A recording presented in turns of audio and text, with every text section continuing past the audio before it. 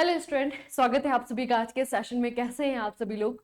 तो बच्चे, ये सेशन आपके लिए इंपॉर्टेंट रहेगा। इंपॉर्टेंट इसलिए क्योंकि इस हफ्ते आपकी डेली करंट अफेयर का सेशन नहीं हुआ। ठीक है, तो पूरे हफ्ते भर जो कि आपने सेलिब्रेशन में गुजारा होगा, दिवाली जो है इस बार आप लोगों ने सेलिब्रेट की है अच्छे से। तो बच्चे, पूरे हफ्ते भर न्यूज आपकी रह गई है, उनको हम लोग कंप्लीट करेंगे। ठीक है, तो रिवीजन सेशन तो नहीं होगा ना, क्योंकि पहली बार ही आप लोग पढ़ रहे होंगे, तो ध्यान से आपको क्वेश्चन को करना है और उसकी न्यूज में आपको डिटेल में बताऊंगी, वो भी बच्चे आपको समझना है। ठीक है, अच्छा, कौन सा देश है जिसके द्वारा मर्कोसर फ्रेमवर्क, ठीक है, इसके तहत अपने प्रेफरेंशियल ट्रेड एग्रीमेंट का दायरा बढ़ाने के लिए सहमत हुए हैं, ताकि इससे और सेक्टर और प्रोडक्ट शामिल किए जा सके। अब बेसिकली आपको याद रखना है बच्चे इसमें आपका कि कौन कौन से कंट्रीज इसमें इन्वॉल्व हैं, जिन्होंने आपस में अपना जो पीटीए है, पीटीए यानी कि प्रेफरेंशियल ट्रेड एग्रीमेंट, इसको बढ़ाने के लिए ये आपका क्या किया है, एग्रीमेंट पे इन्होंने हस्ताक्षर किए हैं। ठीक है, तो कौन सा देश है ये?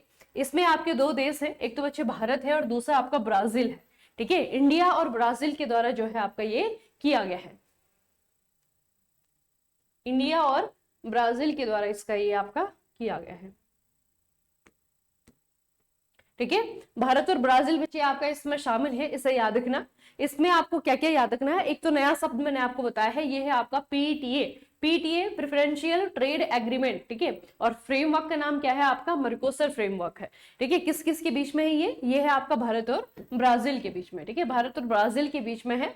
अब थोड़ा सा बच्चे ब्राजील को मैं आपको दिखाऊं तो ब्राजील जो है आपका एक लैटिन अमेरिकन कंट्री है। ठीक है, दक्षिणी अमेरिका में जो है आपका ब्राजील आता है। इसकी कैपिटल यहाँ पे जो है ब्रासिलिया है। यहाँ पे अगर देखेंगे ब्रासिलिया इसकी क्या है, कैपिटल है। ठीक है, तो ब्राजील के बारे में इतना याद रखना। ये जो है आपका बाकी जो इसके पड़ोसी देश है, जैसे आप देखिए यहाँ पे आपका पेरू है, यहाँ पे आपका बोलीविया है। ठीक है, नीचे जो है आपको यहाँ पे उरुग्वे है।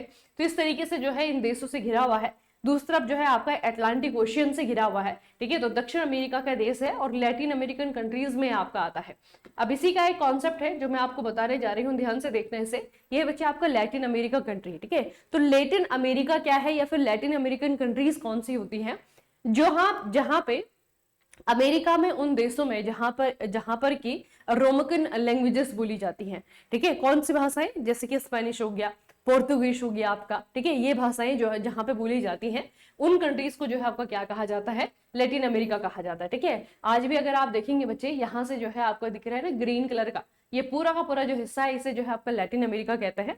टोटल में जो है आपकी यहाँ पे 20 कंट्रीज आती हैं। ठीक है, और लगभग 600 मिलियन से ज्यादा लोग हैं जो कि इन यूरोपियन लैंग्वेजेस को यहाँ पे बोलते हैं। ठीक है, तो इससे थोड़ा सा याद रखना। साउथ अमेरिका में जो आपका दक्षिणी अमेरिका है, यहाँ पे जो है आपका ब्राजील है, चिली है, वेनेजुएला है, बोलीविया है, अर्जेंटीना है, कोलंबिया है, इक्वाडोर है, उरुग्वे है, पेरू है, प्रागवे है। ये सारी की सारी कंट्रीज जो है लैटिन अमेरिकन कंट्रीज कहलाती हैं। ठीक है, जो आपका नॉर्थ अमेरिका है, उत्तरी अमेरिका है, यहाँ पे कौन सी आपकी लैटिन अमेरिकी कंट्रीज है? जैसे कोस्टारिका बहुत फेमस है बच्चे। ठीक है, कोस्टारिका है आपका। ठीक है, क्यूबा है, हैती है, निकारागुआ है, होंडुरस है, पैनमा है। ठीक है, आपका मैक्सिको है, ग्वाटेमाला है, एल सल्वाडोर है। ये सारी की सारी जो है आपकी लैटिन अमेरिकन कंट्रीज हैं। ठीक है, तो लैटिन अमेरिकन कंट्रीज जो है जहां पर के लोगों के द्वारा ये भाषाएं बोली जाती हैं, ये जो है आपकी क्या है? लैटिन अमेरिकन कंट्रीज हैं। ठीक है, इनको याद रखना बच्चे। 20 से ज्यादा देश ही हैं, उत्तरी अमेरिका और दक्षिणी अमेरिका में आपको मिलेंगे। अगला प्रश्न है, रक्षा मंत्री राजनाथ सिंह ने भारत की रक्षा आत्मनिर्भरता को बढ़ावा देने के लिए टाइटेनियम और सुपर एलॉय मटेरियल प्लांट का उद्घाटन कौन से शहर में किया है? टाइटेनियम का और दूसरा है आपका सुपर एलॉय।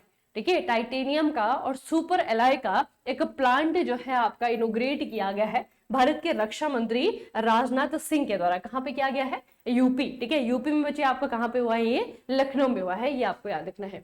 ठीक है, अगला प्रश्न है, किस भारतीय स्पेसक्राफ्ट ने चांद के एक्सोस्फीयर पर असर डालने वाली सोलर एक्टिविटी का पहला डायरेक्ट ऑब्जर्वेशन किया है?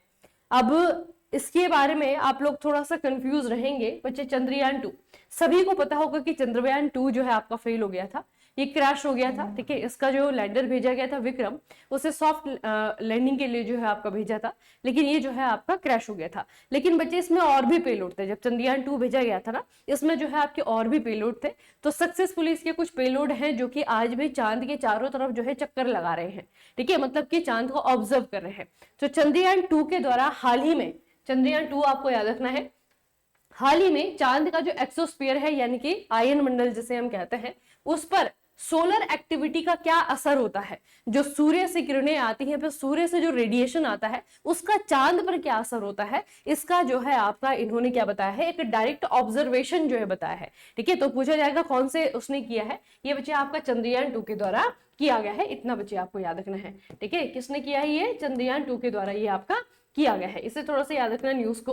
ठीक है, पूछी जा सकती है ये। तो ये आपका चंद्रयान 2 है जिसके के द्वारा इंडिया का जो दूसरा लूनर मिशन था, है ना, जो बच्चे आपका इसने सन का जो कोरोनल मास इजेक्शन, इसे सीएमई कहते हैं, कोरोनल मास इजेक्शन, जब सन रेडिएशन जो है, सूर्य का रेडिएशन इतनी बड़ी मात्रा में जो है आपका किसी उपग्रह की तरफ या फिर ग्रह की तरफ आता है, उसे सीएमई कहते हैं। ठीक है, तो इस सीएमई का मून के सतह पर क्या असर होता है वो ऑब्जर्व किया है चंद्रयान 2 ने। ठीक है, और चंद्रयान 2 की अगर हम बात करें तो चंद्रयान 2 में बचे आपका एक जो है आपका पेलोड भेजा गया था। इस पेलोड का नाम है आपका चैस। ठीक है, CHACE chess 2, Chandra atmospheric composition explorer 2 नाम है इसका। ये चांद के चारों ओर, चांद की जो ऑर्बिट है वहां पे जो है आपका चक्कर लगा रहा है और लगातार जो है आपका ये चांद की सतह को ऑब्जर्व कर रहा है। ठीक है, इसके द्वारा क्या बताया गया, भारतीय अंतरिक्ष अनुसंधान ने बताया है कि जब सीएमई ने चंद्रमा पर प्रभाव डाला तो दिन के समय चंद्रमा के बाह्य मंडल पर दबाव बढ़ गया था। देखिए, ये जो है ऑब्जर्वेशन है बच्चे, ये जो है ऑब्जर्वेशन किया है किसने, चैस 2 ने, जो कि चंद्रयान 2 के द्वारा भेजा गया था। बाकी चंद्रयान 2 की अगर हम बात करें, 22 जुलाई 2019 को श्रीहरिकोटा से इसे GSLV MK3 इस रॉकेट का इस्तेमाल करके प्रक्षेपित किया गया था। ठीक है, और इसमें जो है बच्चे आपके टोटल 8 पेलोड गए थे। ठीक है, 8 पेलोड गए थे, एक जो है आपका विक्रम लैंडर भी गया था जो क्रैश हो गया था। ठीक है, वो भी गया था। अच्छा, 20 अगस्त 2019 को चंद्रयान 2 को चंद्रमा की दीर्घ वृत्ताकार कक्षा में सफलतापूर्वक स्थापित कर दिया गया था। तो ये थोड़ा सा आपको याद रखना है। ठीक है, तो चंद्रयान 2 जो है आपका ये, इसने हमारा रिसेंटली ऑब्जर्वेशन किया है सूर्य की रेडिएशन के बारे में कि उसका असर क्या होता है मून पे, ठीक है, चांद पे। अच्छा, खेलो इंडिया यूनिवर्सिटी गेम्स का 5वां एडिशन किस राज्य में होगा, तो इस बार बच्चे आपका ये राजस्थान में होने वाला है। ठीक है, इस बार जो है आपका ये राजस्थान में होने वाला है। राजस्थान में अगर आप टोटल देखेंगे तो टोटल जो है आपकी ये कंट्री, ये जो है आपकी सिटीज है जहाँ पे इसका आयोजन किया जाएगा। जयपुर है, अजमेर है, उदयपुर है, जोधपुर है, बीकानेर है, कोटा है, भरतपुर है। ठीक है, यहाँ पे बच्चे आपका ये होगा। नवंबर 24 से लेकर के दिसंबर 5 तक होगा ये। ठीक है, और इंडिया, ये आपको याद रखना है कि ये 5वां एडिशन है खेलो इंडिया यूनिवर्सिटी गेम्स का। ठीक है, खेलो इंडिया यूनिवर्सिटी गेम्स का ये 5वां एडिशन है, राजस्थान के द्वारा होस्ट किया जा रहा है। ठीक है, अलग अलग शहरों में किया जाएगा। अगला आपका state mining residence readiness index 2025 में मिनरल से भरपूर राज्यों में कौन सा राज्य है जो पहले स्थान पर है। ठीक है, वो स्टेट जहां पर की मिनरल सबसे ज्यादा मात्रा में है, वो स्टेट कौन सा है। अब ये जो आपकी इंडेक्स आई है, सूचकांक आया है, इसमें और भी चीजें बच्चे याद करने के लिए। ठीक है, 2025 की जो स्टेट माइनिंग रेडीनेस इंडेक्स है, इसने बताया है कि मध्य प्रदेश जो है आपका पहले नंबर पे है। ठीक है, मिनरल रिच स्टेट में, कैटेगरी ए में। ठीक है, और इसके बाद में आपका दूसरे नंबर पे राजस्थान है, तीसरे नंबर पे आपका गुजरात है। बेसिकली ये जो इंडेक्स है ना, ये अलग अलग राज्यों को जो है अलग अलग कैटेगरी में डिवाइड करती है। सबसे पहले जो कैटेगरी है वो उन स्टेट की है जिन्हें हम कहते हैं मिनरल रिच स्टेट, जहां पर की भरपूर मात्रा में आपके क्या है, मिनरल है। ठीक है, उसके बाद में कैटेगरी बी आती है जहां पर की मॉडरेट मात्रा में मिनरल है। ठीक है, उसके बाद जो है आपकी कैटेगरी सी आती है जहां पर की लिमिटेड मिनरल एंडोरमेंट है। ठीक है, तो इस तरीके से अलग अलग राज्यों को इस तरीके से आपका कैटेगराइज किया गया है, उसके आधार पे जो है उनको रैंक दी गई है। ठीक है, तो आपको कैटेगरी ए का पूछा है, आपको पूछा है कि मिनरल रिच स्टेट में, जो मिनरल रिच स्टेट है उसमें पहले नंबर पे कौन है, तो उसमें पहले नंबर पे है आपका मध्य प्रदेश। ठीक है, पहले स्थान पे, दूसरे स्थान पे जो है आपका राजस्थान है। ठीक है, इतना याद रखना बच्चे, दूसरे स्थान पे आपका क्या है, राजस्थान है, पहले नंबर पे जो है आपका ये मध्य प्रदेश है। अच्छा, मिकनॉफ जो कि हाल ही में खबरों में देखा गया था, इसका मतलब क्या है मिकनॉफ, ये आपको याद रखना बच्चे। ठीक है, मिकनॉफ आपका क्या है, भारत की पहली स्वदेशी एंटीबायोटिक नेफिथ्रोमाइसिन। ठीक है, ये है आपकी भारत की पहली स्वदेशी एंटीबायोटिक। ठीक है, अब एंटीबायोटिक क्या काम करती है, हमारे शरीर में बैक्टीरिया से जनित रोग, बैक्टीरिया के कारण जो होने वाले डिजीजेस हैं उनको कंट्रोल करने का काम करती है ये ड्रग्स, एंटीबायोटिक जिन्हें हम कहते हैं। ठीक है, तो ये बच्चे आपका भारत की पहली स्वदेशी एंटीबायोटिक है, नाम है इसका नेफिथ्रोमाइसिन, और इसे जो है आपका मिकनॉक भी कहा जाता है। ठीक है, इसके बारे में भी थोड़ा सा देख लेते हैं ये है क्या। तो रिसेंटली हमारा जो यूनियन है, union science and technology ministers है, ठीक है, उनके द्वारा इन्फॉर्म किया गया कि इंडिया का जो है पहला फर्स्ट इंडिजीनियसली डिस्कवर्ड एंटीबायोटिक जिसे हम कहते हैं नेफिथ्रोमाइसिन, ठीक है, ये जो है बनाया गया है। फिर पूछा जाएगा कि डेवलप किसने किया है, तो ये जो है आपका बिराक यानी कि biotechnology industry research assistant council, ठीक है, इनकी हेल्प से जो बच्चे आपका ये बनाया गया है। और इसका जो साइंटिफिक नेम है वो तो आपका नेफिथ्रोमाइसिन है, लेकिन इसका जो ट्रेड नेम है वो है आपका मिकनॉफ। ठीक है, इसका ट्रेड नेम रखा गया है आपका मिकनॉफ। ठीक है, इसका नाम बच्चे याद रखना। और ये जो है आपका पहली बार, it is the first molecule entirely conceptualised, developed and clinically validate in India. ठीक है, तो पहला जो है इस तरीके से जो है आपका ये एंटीबायोटिक बना है। It is the countries first indigenously developed antibiotic aimed at tackling anti microbial resistance, AMR। ये भी साइंस के लिए आपका है AMR। AMR का मतलब क्या है, एंटी माइक्रोबियल रेजिस्टेंस, EMR। ठीक है, basically what is AMR? AMR क्या होता है बच्चे, ये आप लोगों ने देखा होगा जो आपकी जैसे बैक्टीरिया है, वायरस है, फंगस है, पैरासाइट्स है, ठीक है, ये बच्चे आपके क्या होते हैं शरीर में, कोई इंसान आप लोगों ने देखा होगा उसको अगर बार बार एलर्जी हो रही है, बार बार जो है आप अगर वो इन्फेक्टेड हो रहा है, ठीक है, और इन्फेक्शन के बाद में वो जो है तुरंत दवाई खा रहा है ना, तो एक समय ऐसा आता है कि हमारा शरीर जो है वो दवाइयों के प्रति भी रिएक्ट करना बंद कर देता है। ठीक है, उस सिचुएशन को AMR कहते हैं। ठीक है, जब क्या हो कि हमें जो है दवाइयां, जो एंटीबैक्टीरियल ड्रग्स हैं वो भी जो है हम पे काम करना बंद कर दे, ठीक है, उसे AMR कहता है। तो ये थोड़ा सा याद रखना, AMR का जो सिचुएशन है उसको बच्चे आपका क्या किया जाता है, उसको उससे लड़ने के लिए जो है आपका बनाया गया है, एंटीबायोटिक बनाया गया है। ठीक है, तो इसे आपको याद रखना है। ठीक है, तो AMR क्या है आपका, AMR वो कंडीशन है जबकि वायरस, फंगस, पैरासाइट जो है ये एंटी माइक्रोबियल मेडिसिन के प्रति रिस्पॉन्स करना बंद कर देते हैं। आप कितनी भी दवाई खा ले वो जो है आपका फिर भी वायरस जो है जिंदा रहेगा, वो हमारे शरीर को जो है प्रभावित करता रहेगा। ठीक है, तो इस कंडीशन को AMR कहते हैं। और ये जो हमने एंटीबायोटिक बनाई है वो इसी से लड़ने के लिए, इसी से टैकल करने के लिए डेवलप की गई है। ठीक है, अच्छा 2025 का जो सुल्तान जौहर कप, ये कौन सी टीम ने जीता है, पहले तो ये याद रखेंगे कि सुल्तान जौहर कप जो है बच्चे इसका संबंध है फील्ड हॉकी से। ठीक है, हॉकी से है, ये आपका मलेशिया में, कहाँ पे हुए, ये आपका मलेशिया में खेला जाता है। ठीक है, मलेशिया में इसका फाइनल हुआ है और फाइनल में जो है इंडिया की टीम थी बच्चे। ठीक है, लेकिन इंडिया की टीम जो है हार गई है, तो भारत की टीम फाइनल में हारी है, इसका मतलब भारत की टीम को सिल्वर मेडल दिया गया है। ठीक है, गोल्ड मेडल जीता है ऑस्ट्रेलिया ने, ऑस्ट्रेलिया की टीम जीती है और भारत की टीम जो है आपका ये सिल्वर मेडल के साथ में सेकंड प्लेस पे रही है। फाइनल हुआ है आपका मलेशिया में। ठीक है, याद रखना है आपको। ठीक है, कहाँ पे हुआ है आपका, मलेशिया, बहरू नाम की जगह है, वहां पे जो है आपका फाइनल हुआ है और ऑस्ट्रेलिया ने भारत को हराया है। अगला बच्चे, उस शिपयार्ड को पहचाने जहां पर कि BY-528 मैगडाला छठा anti submarine warfare shallow watercraft commission किया गया है। अभी रिसेंटली इसका नाम है मैगडाला। ठीक है, मैगडाला बेसिकली क्या है, यह है आपका anti submarine warfare shallow watercraft.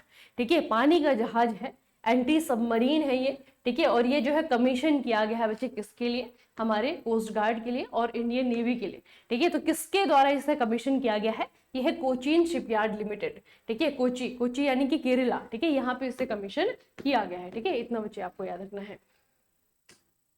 अगला प्रश्न है आपका, रामानुजन फेलोशिप प्रोग्राम भारत और किस देश के बीच में बीच एक मिलकर के शुरू किया गया प्रोग्राम है। ये भी काफी इंपॉर्टेंट है क्योंकि इस तरीके से जो एग्रीमेंट पूछे जाते हैं ना एग्जाम में, ये आपके काफी इंपॉर्टेंट रहते हैं बच्चे। तो एक फेलोशिप प्रोग्राम स्टार्ट हुआ है, इसका नाम है रामानुजन फेलोशिप प्रोग्राम। ठीक है, भारत और यूके यानी कि यूनाइटेड किंगडम, इन दो कंट्रीज के द्वारा जो है आपका फेलोशिप प्रोग्राम शुरू किया गया है। ठीक है, इन दो देशों ने जो है आपका इसे स्टार्ट किया है, ये आपको याद रखना है। और ये क्या एम करता है, क्यों किया गया है बच्चे, ये आपका ये किया गया है यंग इंडियन साइंटिस्ट के लिए। ठीक है, जो इंडियन साइंटिस्ट हैं वो लंदन में जाए, ठीक है, लंदन में जो आपकी मैथमेटिकल साइंसेस के रिसर्च के जो इंस्टीट्यूट है वहां पे जाकर के जो है अपना काम करें, ठीक है, रिसर्च करें, रिसर्च कंडक्ट करें। तो उन बच्चों के लिए जो है आपका ये किया गया है, इंडिया और यूके की सरकार ने जो है ज्वाइंटली इसे लॉन्च किया है। तो इसका नाम है रामानुजन जूनियर रिसर्चर्स प्रोग्राम, ठीक है, इंडिया और यूके के बीच में हुआ है। यूके की कंडीशन थोड़ा मैं आपको दिखा दूं, बहुत कम बच्चे जानते होंगे कि यूके जो है इसके 4 पार्ट है, जिसे हम यूनाइटेड किंगडम कहते हैं, ठीक है। एक कंट्री आपका सेपरेटली बच्चे इंग्लैंड कहलाता है ना, इसकी कैपिटल है लंदन में, इंग्लैंड की कैपिटल है लंदन में। लेकिन यूके जो है, यूके के 4 पार्ट है। एक पार्ट है आपका स्कॉटलैंड, ठीक है, ये आपका स्कॉटलैंड है। फिर आपका नॉर्दर्न आइलैंड आता है, और एक आपका वेल्स आता है, और एक आपका इंग्लैंड आता है। तो बेसिकली इन 4 अलग अलग भागों से मिलकर के जो है आपका इंग्लैंड बनता है, ठीक है। ये बच्चे आपका इंग्लैंड है। इन सभी 4 स्टेट की आपको कैपिटल याद रखनी है। नॉर्दर्न आइलैंड की बात करें, इसकी कैपिटल जो है बेलफास्ट में है, ठीक है। अगर हम वेल्स की बात करें तो कार्डिफ में इसकी कैपिटल है। इंग्लैंड की आप सभी को पता होगी लंदन में है, ठीक है। और यहाँ पे बच्चे आपका है स्कॉटलैंड, स्कॉटलैंड की है आपके एडिनबर्ग, ठीक है। तो ये जो है आपके 4 हिस्से हैं, किसके, यूनाइटेड किंगडम के, ठीक है, यूके के, ठीक है। इतना बच्चे आपको याद रखना है। तो कहाँ कहाँ पे जो है इसकी क्या क्या कैपिटल है इनकी याद रखना। इंग्लैंड की सभी को याद होगी, लेकिन आपको साथ में जो है नॉर्दर्न आइलैंड की, स्कॉटलैंड की, आपका वेल्स की, इनकी कैपिटल भी याद रखनी है। उसके अलावा नॉर्दर्न आइलैंड के नीचे आप एक देश देखेंगे जिसे हम कहते हैं आयरलैंड। इसे क्या कहते हैं बच्चे, आयरलैंड कहते हैं। तो आयरलैंड की कैपिटल जो है डबलिन है, लेकिन आयरलैंड यूके का पार्ट नहीं है, ठीक है। आयरलैंड जो है यूके का पार्ट नहीं है, इसे भी याद रखना। अगला है डैनियल नारोडिस्की, इसका हाल ही में निधन हुआ है। ये कौन से खेल से जुड़े थे, इंपॉर्टेंट है, काफी चर्चा जो है इनकी हो रही है। ये है बच्चे आपके शतरंज के खिलाड़ी, ठीक है, शतरंज के खिलाड़ी रहे आपके डैनियल नारोडिस्की, ठीक है, ये आपको याद रखना है। और रिसेंटली बच्चे इनकी थोड़ी सी मतलब अभी ये नहीं मालूम चला है कि कैसे इनकी डेथ हुई है, लेकिन बहुत कम उम्र में जो है बच्चे आपकी ये मतलब इनकी डेथ हो गई है, ठीक है। तो इनके बारे में थोड़ा सा याद रखना। इनका नाम काफी चल रहा है, डैनियल नाम है इनका, नारोडिस्की, शतरंज से जुड़े हुए खिलाड़ी, ठीक है। और ये जो है सिर्फ खिलाड़ी नहीं थे, इन्फ्लुएंसर कह सकते हैं, है ना। ये जो है आपके काफी फेमस थे बच्चे सोशल मीडिया पे भी, ठीक है, काफी फेमस थे। चेस के बारे में बताते थे, चेस के बारे में बात करते थे, चेस इंथुजियास्ट थे, ठीक है। इनका नाम आपको याद रखना है। अमेरिकन चेस ग्रैंड मास्टर थे, ठीक है। और अभी रिसेंटली जो है बच्चे इनकी अनएक्सपेक्टेड डेथ जो है देखी गई है, ठीक है। अगला है आपका कोटड़ा भादली, एक प्राचीन हड़प्पा सभ्यता स्थल है, भारत के किस राज्य में स्थित है, इस जगह का नाम याद रखना, कोटड़ा भादली, ठीक है। अब ये पूछा जाएगा कि क्यों आया है चर्चा में। तो कोटड़ा जो भादली है बच्चे, अभी रिसेंटली जो है आपका डेक्कन कॉलेजेस की स्टडीज में बताया गया है। School for Liberal Arts and ASI has identified the Harappan site of Kota Bhadli in Kutch, Gujarat as the earliest known as the Karavansrai, indicating a well-organized trade infrastructure dating back to लगभग 2000, ठीक है, 2000 से 1900 BC के पहले बचे आपका ये शहर एक मिला है, ठीक है। शुरुआत में जो है आपका ये मिला है, इसका नाम है कोटड़ा भादली, ठीक है, इसलिए जो है आपका ये चर्चाओं में रहा है। अगर इसकी लोकेशन आप देखेंगे तो धोलावीरा को ऑलरेडी आप लोग पढ़ते हैं। धोलावीरा जो है आपका हड़प्पन सिविलाइजेशन का एक साइट है जो कि गुजरात में है, ठीक है। उसी के नीचे बच्चे आपका यहाँ पे है कोटड़ा भादली, ठीक है। तो ये भी जो है आपका एक लिस्ट किया गया है, इसे भी रिकॉग्नाइज किया गया है एक हड़प्पन सिविलाइजेशन की साइट के तौर पे, ठीक है। और एएसआई के द्वारा जो है बच्चे इसे आइडेंटिफाई किया गया है। तो इस जगह का नाम याद रखना। और ये जगह जो है आपके कहाँ पे है, कच्छ खाड़ी में है, जो कि गुजरात स्टेट के तट पे आती है ना, कच्छ खाड़ी में आपको मिला है। अच्छा, भारतीय मूल के इतिहासकार सुनील अमृत की किस किताब ने 2025 का ब्रिटिश एकेडमी बुक प्राइज जीता है। आपको पहले तो राइटर का नाम याद रखना है, इनका नाम है सुनील अमृत, और इनकी बुक है बच्चे the burning earth and environmental history of the last 500 years, ठीक है। पिछले 500 सालों की जो इन्वायरमेंटल हिस्ट्री है उसको इन्होंने लॉन्च किया है द बर्निंग अर्थ के नाम से। किताब का नाम है द बर्निंग अर्थ, ठीक है, और राइटर का नाम है सुनील अमृत, ठीक है। राइटर का नाम आपको याद रखना है, राइटर का नाम है सुनील अमृत। अच्छा, 2025 PN7 जो कि हाल ही में खबरों में है, वह क्या है, ये है आपका 2025 PN7, ठीक है। 2025 PN7 ये आपका क्या है, ये रिसेंटली बच्चे आपका मिला है, लेकिन ये है क्या, नासा के द्वारा कंफर्म किया गया है 2025 का PN7, ये क्या है बच्चे, अर्थ का टेम्परेरी सेकंड मून है, ठीक है। इंटरेस्टिंग न्यूज है, इसे याद रखना। नासा के द्वारा जो है कंफर्म किया गया है कि ये टेम्परेरी मून है, किसका? पृथ्वी का। ठीक है, टेम्परेरी मून है बच्चे ये आपका पृथ्वी का, इसे आपको याद रखना है। ठीक है, तो मून मतलब आपको पता है मून क्या है बच्चे? ये है सैटेलाइट, है ना।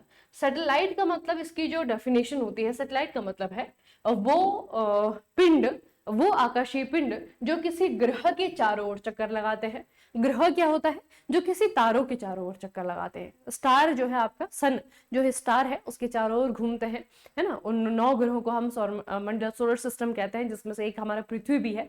ठीक है, अब पृथ्वी के चारों ओर अगर कोई पिंड चक्कर लगा रहा है एक वृत्ताकार पथ में, तो वो क्या है आपका? वो उसका उपग्रह है, जैसे कि आपका चांद है, मून है। ठीक है, तो एक टेम्परेरी बच्चे आपका सेकंड मून डिस्कवर किया गया है, और ये आपको याद रखना है, ये है आपका 2025 PN7। ठीक है, तो ये बच्चे आपको याद रखना है। अच्छा, ऑप्शंस के हिसाब से आपका क्या होगा? पृथ्वी का नया क्वासी मून। ठीक है, ये एक एस्ट्रॉइड है जो कि पृथ्वी का चक्कर लगा रहा है वृत्ताकार पथ में, लेकिन इसकी एज जो है, उम्र जो है ज्यादा नहीं है ना, मून के जैसा नहीं है, इसीलिए क्वासी मून है। ठीक है, ये आपका क्या है? क्वासी मून है। ये आपको बच्चे याद रखना है, टेम्परेरी अर्थ का मून है, नाम है इसका PN7 2025। अगला है 2025-27 के लिए विपो के जजों के सलाहकार बोर्ड का चेयरपर्सन किसे नियुक्त किया गया है? इंपॉर्टेंट अपॉइंटमेंट है, आपको याद रखनी है। जस्टिस प्रतिभा एम सिंह इनका नाम है, जस्टिस प्रतिभा एम सिंह, इनको अपॉइंट किया गया है बच्चे यहाँ पे। ठीक है, तो रिसेंटली जो है दिल्ली हाई कोर्ट के द्वारा अपॉइंट किया गया है प्रतिभा एम सिंह को चेयरपर्सन के रूप में। किसके chairperson? World intellectual property organization विप्पो के एडवाइजरी बोर्ड ऑफ जजेस के प्रेसिडेंट के रूप में। ठीक है, 2025 से लेकर के 2027 तक बचे इस टर्म के लिए इनको यहाँ पे अपॉइंट किया गया है। विपो का याद रखना। ठीक है, आईपी का मतलब है इंटेलेक्चुअल प्रॉपर्टी, बौद्धिक संपदा। तो ये बौद्धिक संपदा के लिए एक इंटरनेशनल ऑर्गेनाइजेशन है जिसे विपो कहते हैं। तो विपो का जो सलाहकार बोर्ड है उसके चेयरपर्सन के रूप में, हेड के रूप में जो है आपका इंडियन को चुना गया है, जस्टिस प्रतिभा एम सिंह इनका नाम है। अगला है, भारत को हाल ही में किस संगठन ने कॉप10 ब्यूरो का वाइस चेयरपर्सन फिर से चुना है? ये भी आपका इंटरेस्टिंग है, इसे भी याद रखना। इंटरनेशनल ऑर्गेनाइजेशन है बच्चे। ठीक है, इसे थोड़ा सा याद रखिएगा। ये आपका है, इंडिया को जो है आपका री इलेक्ट किया गया है। ठीक है, वाइस चेयरपर्सन के रूप में। किसके वाइस चेयरपर्सन के रूप में? ये है आपका bureau for the Asia Pacific group 4 for the 2025-2027, 2025 से लेकर के 2027 तक। ठीक है, ये जो आपका 10वां सेशन है कॉप10 international convention against doping in sports. ठीक है, किसके लिए बच्चे? ये है आपका डोपिंग इन स्पोर्ट्स, है ना। डोपिंग मतलब समझते हैं ना, कई बार खिलाड़ी को आप लोगों ने देखा होगा, सुना भी होगा खबरों में। कई बार खिलाड़ी क्या करते हैं अपने स्ट्रेंथ को बढ़ाने के लिए, है ना, कुछ ऐसी दवाइयों का सेवन करते हैं, ड्रग का सेवन करते हैं जो कि इलीगल होता है ना, जो कि आपका इलीगल होता है। तो इस तरीके से जो है इनको कंट्रोल करने के लिए एक अंतरराष्ट्रीय संस्था काम करती है, इसे हम कहते हैं international convention against doping in sports. ठीक है, तो ये जो संस्था है, इस संस्था के हेड के रूप में, ठीक है, संस्था के द्वारा जो है आपका ब्यूरो फॉर एशिया पैसिफिक के हेड के रूप में जो है आपका चेयरपर्सन के रूप में चुना गया है इंडिया को 2025 से लेकर के 2027 तक। ये आपको याद रखना है बच्चे। अगला प्रश्न है, कोल इंडिया लिमिटेड और आईआईटी मद्रास ने किस सेंटर को बनाने के लिए एमओयू साइन किया है? कोल इंडिया लिमिटेड और साथ में है आपका आईआईटी मद्रास, दोनों के बीच में बच्चे आपका एक एग्रीमेंट साइन हुआ है। इस एग्रीमेंट का नाम आपको बताना है कि क्या है। ठीक है, या फिर किस चीज पे जो है आपका ये एग्रीमेंट हुआ है? तो ये जो है आपका हुआ है सस्टेनेबल एनर्जी पे, याद रखना है इसे। ठीक है, कोल इंडिया लिमिटेड नाम आप लोगों ने सुना होगा, आईआईटी मद्रास बहुत बार आप लोगों ने नाम सुना होगा। तो दोनों के बीच में बच्चे आपका ये हुआ है, एग्रीमेंट हुआ है, और ये किसके लिए? Centre for sustainable energy. ठीक है, एक ऐसा सेंटर बनाने जाना है दोनों के द्वारा, जो कि है सस्टेनेबल एनर्जी के लिए। ठीक है, तो सेंटर फॉर सस्टेनेबल एनर्जी बनाया जाएगा, और ये जो है दोनों के द्वारा मिल करके बनाया जाएगा। एक तरफ आपका CIL है और दूसरी तरफ जो है आपका है IIT मद्रास। अगला बच्चे, 1 जनवरी 2026 से हुंडई इंडिया के पहले भारतीय मैनेजिंग डायरेक्टर और CEO के तौर पर किसे नियुक्त किया गया है? हुंडई इंडिया कंपनी का नाम आप लोगों ने सुना है। ठीक है, जापानीज कंपनी है, कार मैन्युफैक्चरर है, और इनके हेड के रूप में जो है आपका, बल्कि कहेंगे कि पहली बार इंडिया के पहले भारतीय मैनेजिंग डायरेक्टर के रूप में, ठीक है, इंडिया के पहले भारतीय मैनेजिंग डायरेक्टर के रूप में किसे चुना गया है? तो तरुण गर्ग, नाम याद रखेंगे, तरुण बच्चे। ठीक है, तरुण गर्ग पूरा नाम है इनका, आपको नाम याद रखना है। ठीक है, तरुण गर्ग पूरा नाम है, इनको जो है अपॉइंट किया गया है MD के रूप में। ठीक है, हुंडई इंडिया, तरुण गर्ग नाम है। ठीक है, अगला प्रश्न है, भारत के MEA ने बीजिंग, संघाई और ग्वांगझू में भारतीय वीजा सेंटर चलाने के लिए किस कंपनी को 3 साल का कॉन्ट्रैक्ट दिया है? ठीक है, भारत के MEA ने बीजिंग में, संघाई में, ग्वांगझू में भारतीय वीजा सेंटर चलाने के लिए, भारतीय वीजा सेंटर चलाया जाएगा BLS इंटरनेशनल के द्वारा। कंपनी का नाम याद रखना, BLS इंटरनेशनल जो है कंपनी का नाम है। इनके द्वारा जो है भारत के लिए जो चाइना में बचे अलग अलग जगह है ना, ग्वांगझू में, संघाई में, बीजिंग में जो वीजा एप्लीकेशन सेंटर चलाए जाते हैं ना, वो इस कंपनी को जो है आपका टेंडर दिया गया है। अगला है 11वां India international science festival IISF 6 से लेकर के 9 दिसंबर 2025 तक होना है। ये कहाँ पर होना है इस बार? तो ये होगा आपका चंडीगढ़ में। ठीक है, ये बच्चे इंपॉर्टेंट होते हैं इस तरीके के फेस्टिवल, IISF। ठीक है, साइंस फेस्टिवल होता है ये, है ना, साइंस फेस्टिवल होता है। इस बार जो है आपका ये होगा दिसंबर में, और इस बार जो है आपका ये होगा चंडीगढ़ में। ठीक है, कहाँ पे होना है इसे होना है चंडीगढ़ में। 11th एडिशन है इंडिया इंटरनेशनल साइंस फेस्टिवल का। इस बार जो है आपका बच्चे चंडीगढ़ में से होना है, दिसंबर के महीने में आपका ये दिखेगा आपको। अगला है, किस कंपनी ने AI model cell to sentence scale 27B, ठीक है, इसे शॉर्टकट में जो है आपका C2S स्केल बनाया है, जो कि कैंसर रिसर्च में मदद के लिए अलग अलग सेल्स की भाषा को डिकोड कर सकता है। अब ये आपका इंटरेस्टिंग है, कंपनी का नाम याद रखना। एक AI मॉडल है बच्चे, AI मॉडल का नाम क्या है आपका? C2S scale. ठीक है, C2S स्केल है, और C2S स्केल में आपको याद रखना है कैंसर रिसर्च। ठीक है, कैंसर रिसर्च में बच्चे आपका हेल्प करेगा, अलग अलग भाषाओं में जो है इसे ये ट्रांसलेट करने में हेल्प करेगा। तो गूगल डीप माइंड के द्वारा इसे बनाया गया है। ठीक है, और साथ में येल यूनिवर्सिटी भी है, लेकिन यहाँ पे ऑप्शन में आपका क्या आएगा? ऑप्शन में गूगल ही दिया हुआ है, तो गूगल ही बच्चे हम कहेंगे, है ना, गूगल के द्वारा जो है आपका बनाया गया है। ठीक है, तो गूगल डीप माइंड और येल यूनिवर्सिटी दोनों के द्वारा इसे जो है आपका डेवलप किया गया है। अगला है 17 अक्टूबर को associated chambers of commerce and industries, ASSOCHAM जिसे हम कहते हैं।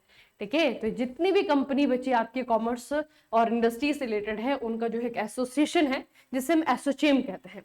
तो एसोचेम के हेड के रूप में इस बार किसे चुना गया है? इनका नाम याद रखना, इनका नाम है निर्मल कुमार मिंडा। ठीक है, निर्मल कुमार मिंडा नाम है, इसके हेड के रूप में इनको चुना गया है। 17 अक्टूबर 2025 को कैबिनेट फेरबदल के दौरान गुजरात के डिप्टी चीफ मिनिस्टर के तौर पे किसे अपॉइंट किया गया है? अपॉइंटमेंट की न्यूज है, हर्ष सांघवी का नाम आपको याद रखना है। ठीक है, हर्ष सांघवी। भूपेंद्र पटेल बच्चे यहाँ पे क्या है? CM है। ठीक है, और यहाँ पे जो आपके डेप्यूटी CM बनाया गया है वो है आपके हर्ष सांघवी। ठीक है, ये जो है बच्चे क्या बने हैं? डेप्यूटी CM बने हैं। अभी डेप्यूटी CM का पद जो है बहुत ज्यादा इंपॉर्टेंट हो गया है किसी भी स्टेट में, है ना। तो डेप्यूटी CM जो पद बना है ना आपका, इसके पीछे रीजन क्या है? वैसे डेप्यूटी CM कोई संवैधानिक पद नहीं है, कहीं पे संविधान में लिखा नहीं कि CM के साथ में डेप्यूटी CM भी होना जरूरी है।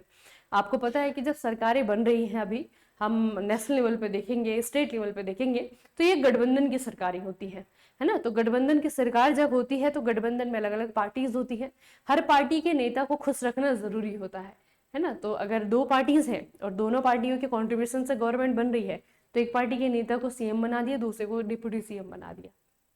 ठीक है, नाम याद रखना इनका। अच्छा, अक्टूबर 2025 में भारत और कोरिया गणराज्य ने अपना पहला द्विपक्षीय नौसैनिक अभ्यास, इसका नाम है इन रोकिन। ठीक है, इन रोकिन। अब इसमें बेसिकली बच्चे आपका क्या है ना, देखना इसको याद तो आप रहेंगे, IN से आपको इंडिया याद रहेगा। ठीक है, KN से जो है आपको कोरिया याद रहना चाहिए। ठीक है, इन रोकिन नाम है इसका, इसे आप याद रखेंगे। इंडिया और कोरिया के बीच में आपका ये हुआ है। ठीक है, होता है, और ये आपका पहली बार हुआ है, नौसैनिक अभ्यास है। इस बार कहाँ पे हुआ है? साउथ कोरिया में। ठीक है, दक्षिण कोरिया में ही बच्चे आपका इस बार हुआ है। ठीक है, साउथ कोरिया में। अगला है, किस संगठन ने 1 लाख रुपए के इनाम वाले ऑफिशियल आधार मैस्कट को डिजाइन करने के लिए पूरे देश में कॉन्टेस्ट शुरू किया है?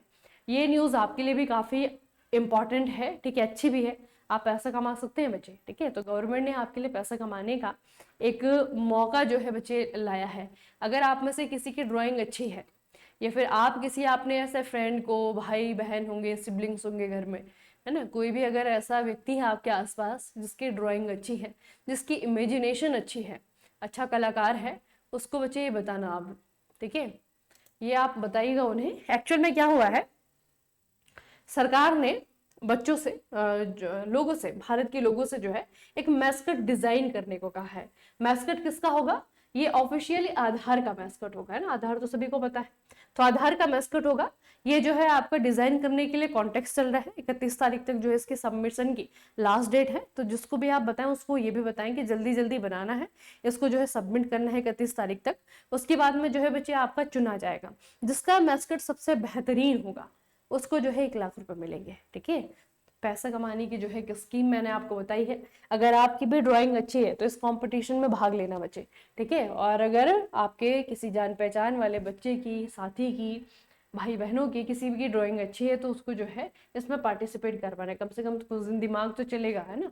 तो ये जो है आपका मैस्कट है, मैस्कट बनाना है, ठीक है। हो सकता है कि आप ही का मैस्कट जीत जाए, फिर हम यहीं पे जो है करंट अफेयर की क्लास में उसे डिस्कस करेंगे, ठीक है। तो ये बच्चे अगर आपकी ड्राइंग अच्छी है तो कोशिश करना, 31 तारीख तक जो है इसकी सबमिशन की लास्ट डेट है, कंपटीशन है, जो सबसे अच्छा बनाएगा उसको जो है आपका ऑफिशियल मैस्कट चुना जाएगा, है ना।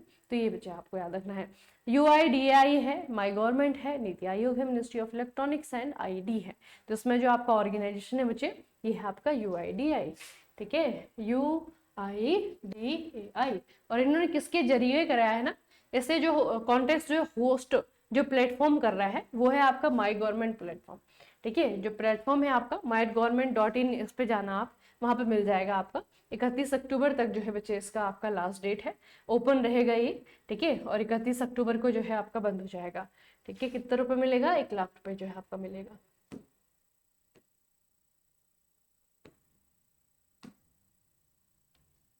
CEIR पोर्टल के जरिए खोए और चोरी हुए मोबाइल फोन वापस पाने में भारत का कौन सा स्टेट है जो कि सबसे आगे है? ये है आपका तेलंगाना, ठीक है। तेलंगाना इंडियन स्टेट ने बच्चे एक आपका प्लेटफॉर्म है, ये है आपका CEIR पोर्टल, ठीक है, CEIR पोर्टल। तो CEIR पोर्टल पे बेसिकली क्या है, आपका जितने भी मोबाइल फोन्स हैं जिनके चोरी हो जाते हैं, गुम हो जाते हैं, ठीक है, उनको जो है यहाँ पे बच्चे आपका रजिस्टर किया जाता है ना। तो उसके जरिए टेक्नोलॉजी का इस्तेमाल करके जो है वो फिर आपको पता है IP एड्रेस होता है डिवाइस का, है ना, ट्रैकिंग सिस्टम होता है। तो उससे जो है क्या क्या क्या जो ये आपके रजिस्टर्ड फोन है ना, तो उनको जो है पता लगाया जा सकता है, उनको वापस लाया जा सकता है।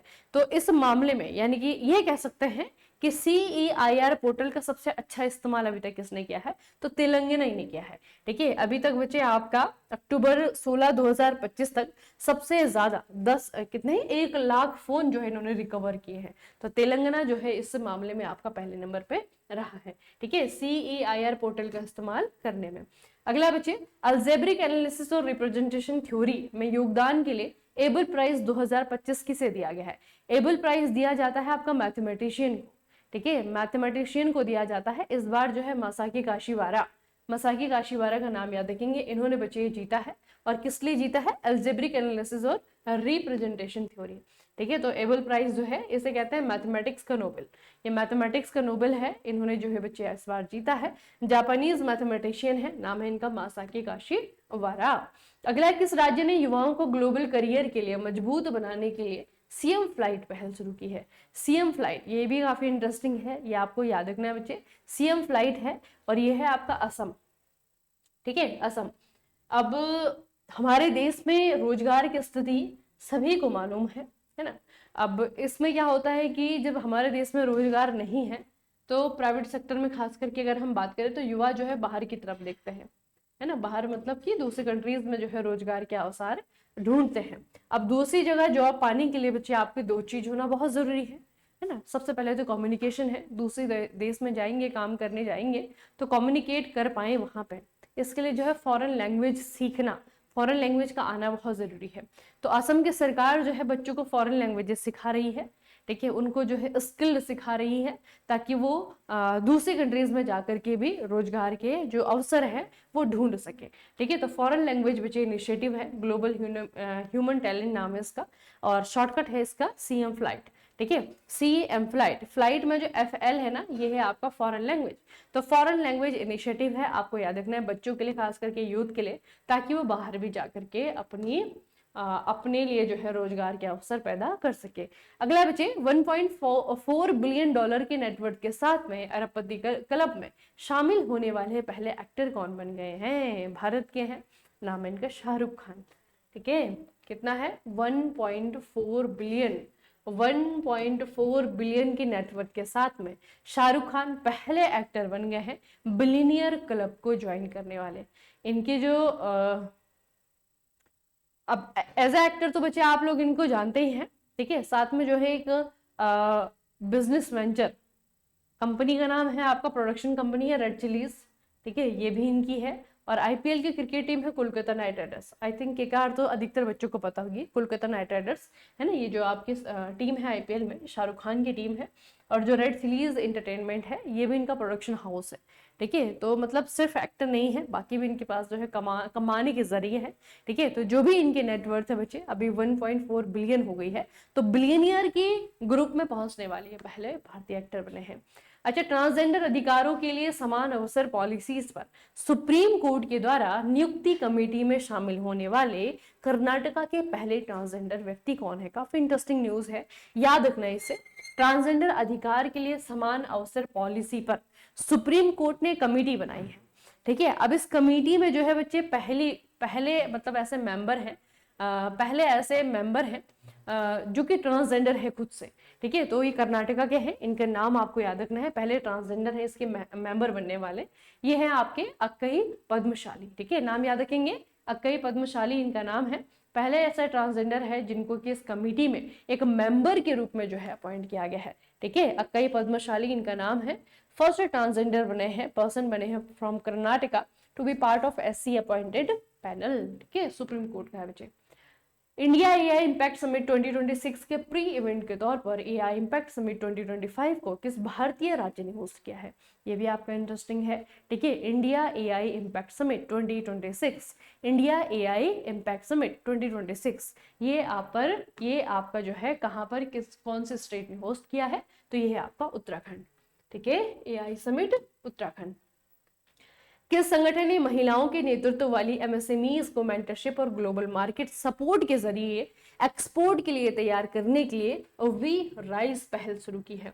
वी, ठीक है, राइज, ये बच्चे एक इनिशिएटिव है, ये आपका एक इनिशिएटिव है। इनमें से कौन से ऑर्गेनाइजेशन के द्वारा इनिशिएटिव शुरू किया गया है? यह आपका नीति आयोग का, ठीक है, ये आपका बच्चे नीति आयोग है। नीति आयोग का एक इनिशिएटिव है जो कि ऐसे एमएसएमईज के लिए, मतलब कि ऐसे छोटे छोटे बिजनेसेस हैं जिनको कि वुमन ओन करती है, महिलाएं चलाती हैं, ठीक है, उन बिजनेसेस को जो है आपका उनको मेंटरशिप और ग्लोबल मार्केट सपोर्ट के जरिए एक्सपोर्ट के लिए तैयार करने के लिए, ठीक है। क्योंकि ये बिजनेसेस जो है वैसी बातें बच्चे एमएसएमई है तो छोटे स्तर पे काम करती हैं, ठीक है, एक स्टेट में ही चल रहा है या फिर एक स्टेट से दूसरे स्टेट में चल रहा है, तो इनको जो है ग्लोबल लेवल पे लाने के लिए, अब ग्लोबल लेवल पे लाने के लिए जो है इनको मेंटरशिप प्रोग्राम के जरिए जोड़ा जाएगा, इनको चीजें सिखाई जाएंगी, ठीक है। तो वुमेन लीड जो बिजनेसेस हैं, ठीक है, जो महिलाओं के द्वारा जो बिजनेसेस लीड किए जा रहे हैं उनके लिए जो है आपका वी राइज नाम की एक इनिशिएटिव शुरू की गई है नीति आयोग के द्वारा, ठीक है। Women entrepreneurship platform DP world के द्वारा जो है आपका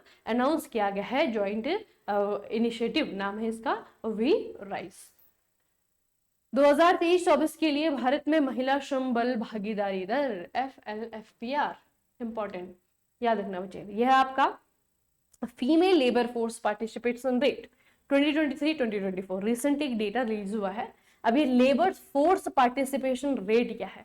हमारे देश में टोटल जितनी लेबर का मतलब श्रमिक है ना, जो लोग श्रम से रिलेटेड हैं, श्रमिक वाला काम करते हैं, ठीक है, उसमें मतलब ये कह सकते हैं ये काम करने वाले जो लोग हैं, उन टोटल काम करने वाले लोगों में महिलाओं का कंट्रीब्यूशन कितना है, वुमन कितना पार्टिसिपेट कर रही है, ठीक है। तो इसी रेट को कहा जाता है बच्चे आपका FLFPR, ठीक है। तो the female labour force participation rate यानी कि FLFPR इंडिया में 2023-24 की अगर हम बात करें तो ये है आपके 41.7%, ठीक है। और इसने क्या दिखाया है कि इससे पहले जो 2017-18 में रेट थी 23%, उसमें जो है बढ़ोतरी देखने को मिली है, ठीक है। तो करंट रेट बच्चे आपको याद रखनी है, अगर प्रीवियस ईयर से इसे कंपेयर किया जाए तो प्रीवियस ईयर से जो है आपका ये काफी ज्यादा है, ठीक है। इससे पहले जो है आपका 2023-24 से पहले 2022-23 में भी आ चुकी है, ये आपकी 37% थी, लेकिन इस बार जो है आपकी कितनी है 41.7%। अब ऑप्शन में अगर आप देखेंगे तो 41 पॉइंट है नहीं, है ना, तो लगभग जो है आपका किसके बराबर हो जाएगा,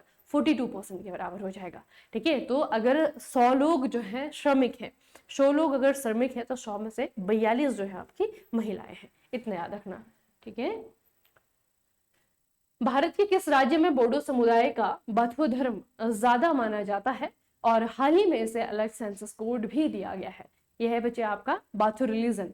तो बाथु रिलीजन जो है कहाँ के लोग मानते हैं? ये है आपका असम। वैसे यहाँ पे आपका काफी आसान होगा गेस करने के लिए, क्योंकि बच्चे बोडो कम्युनिटी, ठीक है, बोडो कम्युनिटी के लोग कहाँ पे मिलेंगे आपको? असम में मिलेंगे, ठीक है। तो वहीं पे जो है बच्चे यहाँ पे लोग जो है बौद्ध धर्म को मानते हैं, ठीक है। और बौद्ध धर्म के जो फॉलोवर्स हैं, बौद्ध धर्म के जो आपके फॉलोवर्स हैं, उनको जो है एक अलग से सेंसस कोड भी दिया गया है, ठीक है। असम में है आपकी।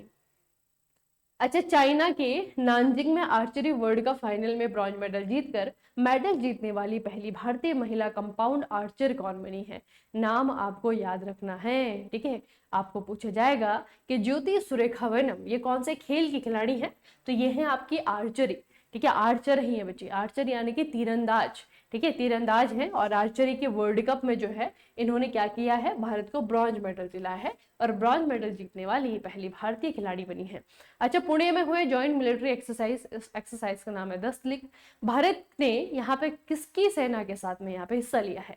तो दस्तलिक जो है आपका ये इंडिया के बीच में और भारत के बीच में होता है, ठीक है। सॉरी ये आपका इंडिया के बीच में और उज्बेकिस्तान के बीच में होता है, ठीक है। यू इसे याद रखना बच्चे, ठीक है। यू है आपका उज्बेकिस्तान, भारत और उज्बेकिस्तान के बीच में आपका दस्तलिक होता है, ठीक है। इस बार जो है आपका ये इंडिया के द्वारा होस्ट किया गया है, महाराष्ट्र पुणे में आपका ये आयोजित इसका किया गया है, ठीक है, पुणे में हुआ है इस बार का।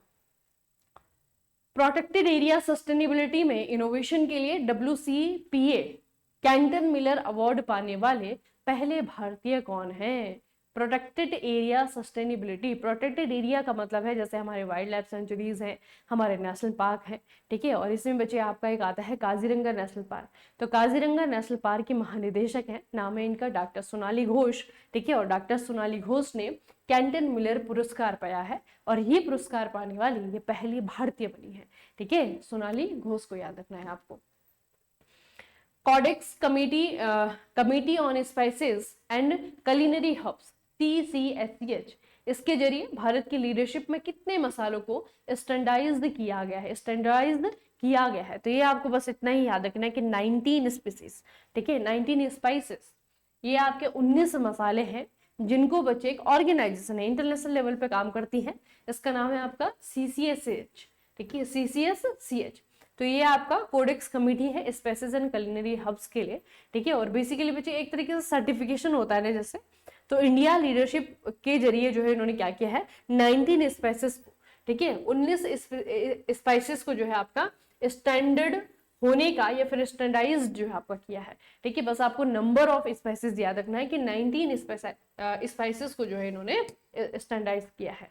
अच्छा, किस यूनिवर्सिटी के रिसर्चर्स ने डायबिटीज के घावों के संभावित इलाज के तौर पर सिनापिक एसिड की खोज की है? ये भी काफी इंटरेस्टिंग है, आप याद रखना, भारत की ही यूनिवर्सिटी है बच्चे, ये है आपकी नागालैंड, ठीक है, नागालैंड यूनिवर्सिटी है। और यहाँ के जो साइंटिस्ट है, रिसर्चर्स है, उन्होंने ये बताया है कि जो डायबिटीज है, ठीक है, डायबिटीज बीमारी से जो घाव होते हैं, ठीक है, डायबिटीज से जो वाउंड्स होते हैं, घाव होते हैं, उनका इलाज जो है सिनापिक नाम के एसिड से किया जा सकता है, ठीक है। तो ये जो नागालैंड यूनिवर्सिटी है ना, यहाँ के रिसर्चर्स के द्वारा ये आपका बताया गया है सिनापिक एसिड, ठीक है।